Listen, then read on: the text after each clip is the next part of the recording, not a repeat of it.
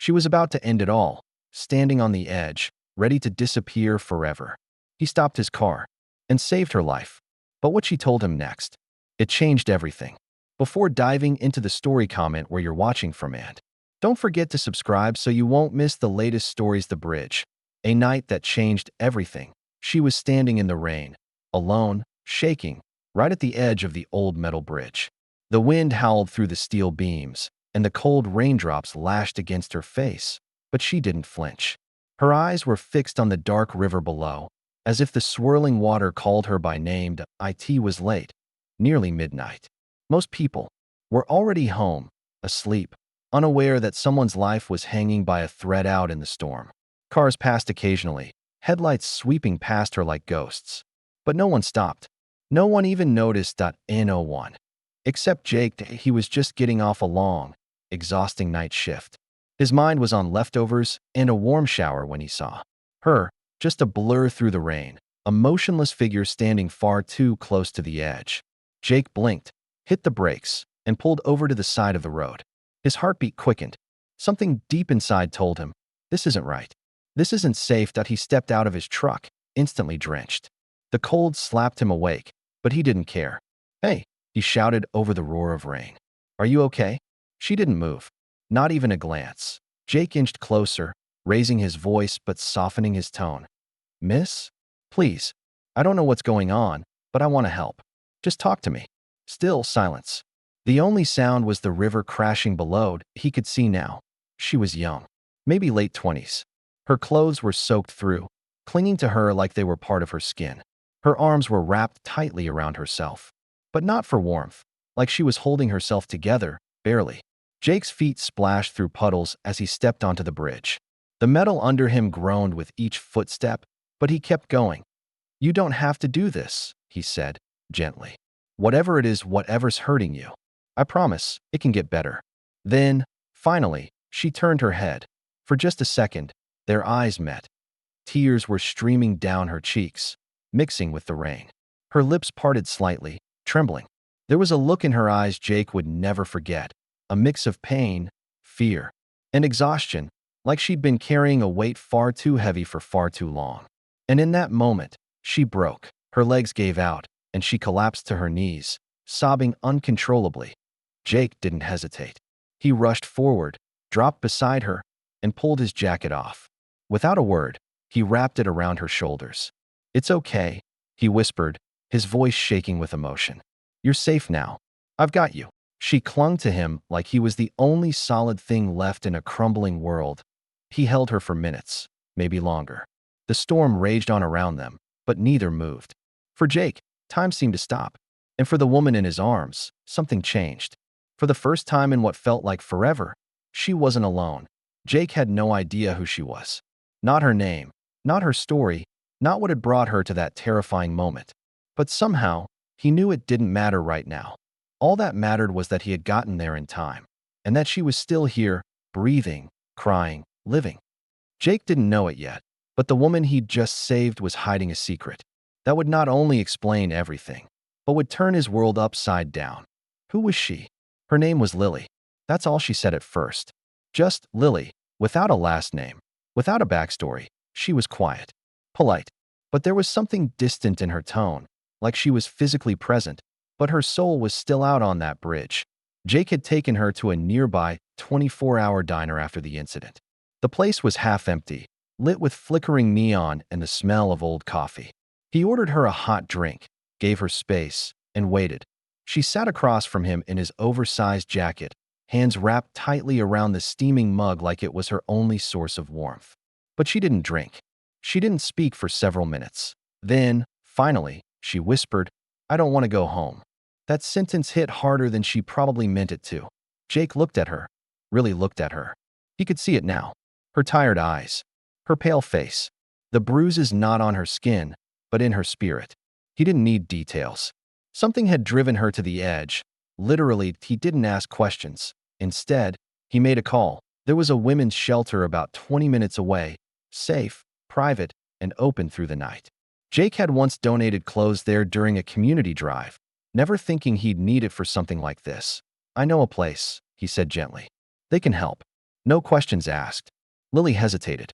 She looked like someone who had learned the hard way not to trust easily. But after a long pause, she nodded. They drove mostly in silence. Rain still tapped on the windshield like a nervous rhythm. Jake occasionally glanced over at her, wondering what demons she was battling, but he stayed quiet. The shelter, a kind woman named Teresa greeted them. She gave Lily a towel, dry clothes, and a warm smile that somehow made her eyes well up with tears again. Before leaving, Jake turned to Lily and said, "I'll check in tomorrow, if you want me to." She didn't answer with words, just a small, tired nod. Jake did check in. The next day, and the next. A quick visit. A short conversation. Sometimes he brought snacks, sometimes books. Nothing too deep. Nothing too heavy. At first, she kept her guard up. But slowly, like petals opening to light, she began to let a little bit of herself show. Jake learned she loved sketching. She kept a small notebook where she'd draw scenes she remembered, a tree from her childhood backyard, a cracked sidewalk that reminded her of somewhere she used to live, faces she said she made up, though Jake wasn't so sure. She was clever too, her sense of humor dry, unexpected. One afternoon, as they sat on a park bench near the shelter, she looked at a squirrel trying to steal chips from someone's bag and deadpanned. "That's me emotionally, stealing peace from whatever place I can." Jake laughed out loud. It became a ritual. Short chats, shared silences, coffee runs. She never gave too much of herself, but she gave enough. Still, something always felt just a little off. She never talked about her past, never mentioned family, never said what she was running from. But what Jake noticed most was her eyes that no matter how much she smiled, her eyes carried a weight, like she was always listening for something, watching for someone. She flinched at loud noises. She checked over her shoulder often, and every time a car parked near the shelter gate, she tensed. Jake didn't press. He figured she'd tell him when she was ready. Then, one morning, she was gone. He showed up with coffee and 2 bagels, her favorite, and Teresa met him at the front desk with a tight expression. "She left early this morning," she said. Didn't say where she was going. Just thanked us and disappeared. Jake's stomach dropped. No forwarding address? Nothing. Teresa shook her head. "I'm sorry." He stood there for a moment, speechless, holding the now useless breakfast. Lily was gone. No message. No goodbye. Just vanished, like a ghost who never wanted to be found. Jake sat in his truck for a long time that day, staring at the steering wheel. Something wasn't right. He had known from the beginning that she was hiding something. But now, more than ever, he felt like she hadn't just walked away. She'd been running again. From what? Or worse, from who? Jake thought he'd never see her again. But 2 months later, she would return, with a secret that would blow his entire world apart. The unexpected call. 2 months had passed. Jake had almost stopped checking his phone every morning, hoping for a message that never came. He still thought about her sometimes, Lily. Wondered where she had gone. Wondered if she was okay. Then, one Thursday evening, as he sat watching the rain roll down his apartment window, his phone rang. Blocked number. He almost ignored it, but something in his gut told him to answer. "Hello?" A pause. Then a soft voice he hadn't heard in weeks. "Jake, it's me." "Lily." He stood up instantly, heart pounding. "Lily, where are you? Are you okay?" "I'm sorry I vanished," she said, her voice barely above a whisper. "I had no choice. But I need your help. Can we meet?" He didn't hesitate. "Of course. Are you safe? I'll explain everything. I'll be at your place in an hour." Then the line went dead. Jake didn't sit down once in that hour. He cleaned up his living room, checked the locks twice, even made tea, though he wasn't sure why. He was nervous, curious, worried. Then came the knock. That he opened the door, and there she was. But she looked completely different. Her long brown hair was now cut short, dyed black. She wore dark jeans, a hoodie, and no trace of the soft, fragile Lily he'd once known. She walked with purpose now. Her eyes darted around before stepping inside. Jake closed the door behind her, still staring. "You look different," he said. "I had to be," she replied simply. She sat down, exhaled deeply, then looked him in the eyes. "Jake, I owe you the truth." He nodded slowly, sitting across from her. "Okay." She took a moment, like she was gathering the strength to finally say what she'd kept locked inside for far too long. "I didn't try to jump that night because I was depressed," she said. "I did it because I was being hunted." Jake blinked. "Hunted? By who? Lily reached into her bag, pulled out a small USB drive, and set it on the table. Then she said 7 words that shattered everything Jake thought he knew.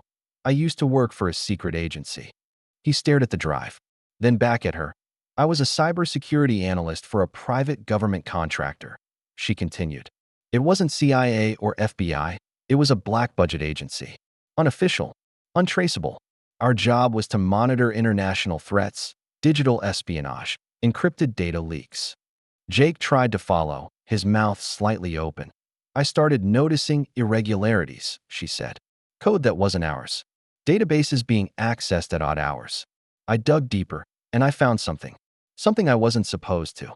She leaned in slightly, lowering her voice. They were stealing classified information, selling it to foreign buyers, tracking U.S. citizens illegally, laundering millions through fake companies. I had proof, emails, access logs, financial records. Jake whispered, "You found all of that?" "I downloaded what I could onto this drive," she said, pointing to the USB. I confronted one of the directors. The next day, my apartment was trashed. My accounts frozen. My name was flagged in the system as a threat. "Wait, they turned on you?" Jake asked. She nodded.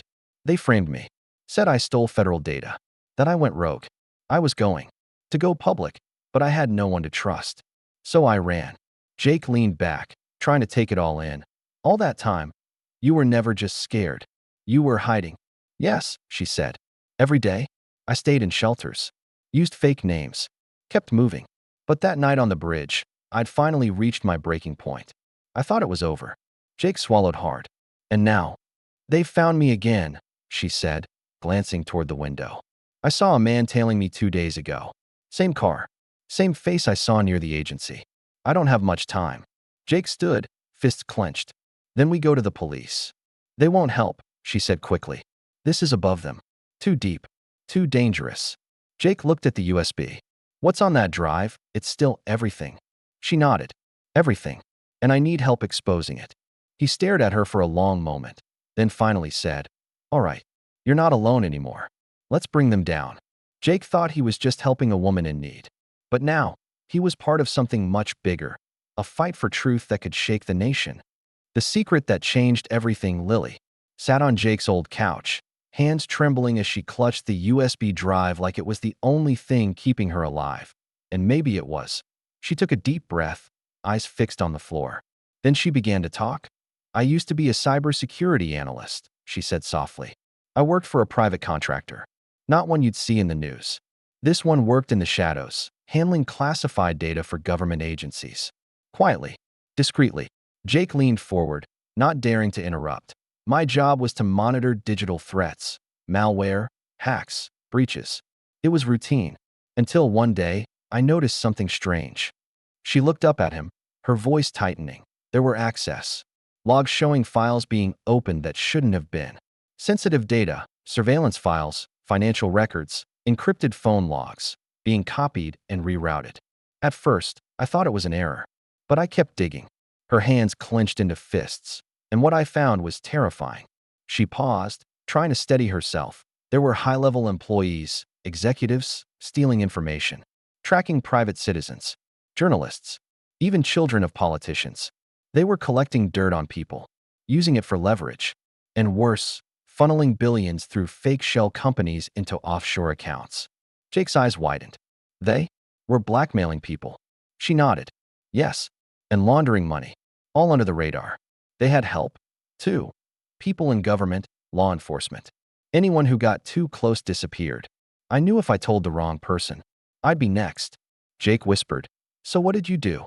"I made a copy," Lily said, lifting the small drive slightly. "I spent 2 weeks secretly downloading logs, emails, internal reports, anything I could use as proof." Then her voice dropped, and I made the mistake of confronting my boss. Jake sat back. "You told him?" "I was careful. I thought if I gave him a chance to fix it, to do the right thing, maybe it wouldn't have to get ugly. But he smiled at me, like he already knew." She swallowed hard. 48 hours later, my bank accounts were locked. My ID was flagged. I was accused of stealing data, of espionage. There was a warrant out for me. I couldn't go home. I couldn't call anyone. They turned me into the villain overnight. Jake stared at her in disbelief. All this time, you weren't just running from your past. You were running for your life. She nodded slowly. I had nowhere to go. I changed my name, moved cities, slept in bus stations. I stayed off the grid. I thought if I vanished, maybe they'd stop. Maybe they'd forget me. Jake's heart broke at the thought of everything she had endured alone. But they didn't stop, she continued. I saw them again last week. Same black car. Same man I saw outside the agency building the day before I ran. They found me again. I don't know how long I have. Jake took a deep breath, trying to process it all. What's on that drive? It can expose them? Yes, she said. Everything. Names. Transactions. IP addresses. It's encrypted and buried deep, but I can unlock it. I need someone I trust. Someone who can help me finish what I started. Jake looked at her. This woman who once stood on the edge of a bridge, ready to give up, now revealing a truth that could bring down powerful people. I'm not an expert, he said, but I'm with you. Whatever you need. We'll figure this out together. She exhaled a breath she'd been holding for months. Thank you, she whispered. But even as they sat there, planning their next move, Jake couldn't shake the feeling creeping into his gut. If what Lily said was true, and he believed her, then they weren't just exposing corruption. They were putting a target on their backs. They thought they were just two people up against the system. But what they didn't know was that someone was already watching them, and time was running out. From stranger to hero, Jake didn't even hesitate. We'll expose them, he said. Together. No second guessing. No turning back. The weight of everything Lily had just told him was enormous. Dangerous. Even. But Jake knew deep down it was the right thing to do. And if she had risked everything to protect the truth, the least he could do was stand by her side. They didn't go to the authorities. Not yet. Lily was right. Too many people in power were involved. Too many hands were dirty to so instead, Jake made a call. His old high school friend, Natalie, was now a respected investigative journalist working for a major national outlet. She'd always been known for chasing stories no one else dared to touch. And more importantly, she was one of the few people Jake truly trusted. When he called and told her they had a story, she was skeptical until Lily handed her the USB drive. Natalie went quiet as she scanned the files. Names, bank transfers, secret recordings, surveillance footage, email chains between top-level executives. A tangled web of corruption, greed, and power, all backed by undeniable proof. Oh my God, Natalie whispered. This is huge. For the next 48 hours, they worked nonstop. Lily decrypted data while Natalie verified it. Jake kept watch, barely sleeping, worried that every sound outside could be someone coming to silence them. Then, finally, it was ready.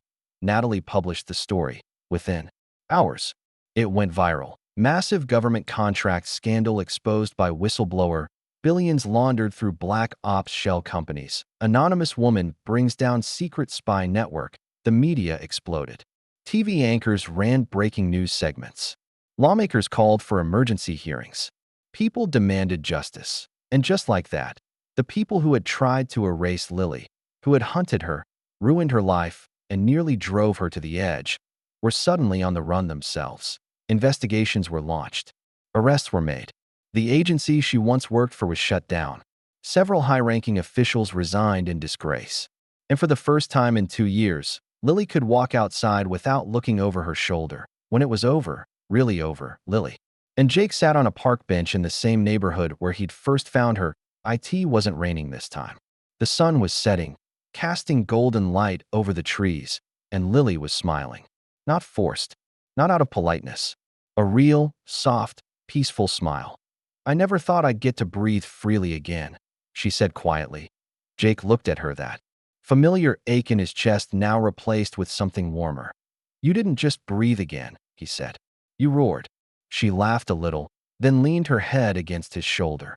Over the weeks that followed, they grew closer. The tension, the fear, the trauma, it didn't vanish overnight. But it brought them together in a way neither of them had expected. They weren't just allies anymore. They were something more. It started with coffee runs, quiet walks, sharing music playlists. Then came late-night talks, soft touches, and unspoken feelings turning into something real. Jake once saved her life, but now, her courage, her fire, the way she stood up against a system designed to crush her, that had changed him forever. One night, as they stood outside a bookstore, Lily turned to him and said, "You know, I never believed in fate." Jake raised an eyebrow.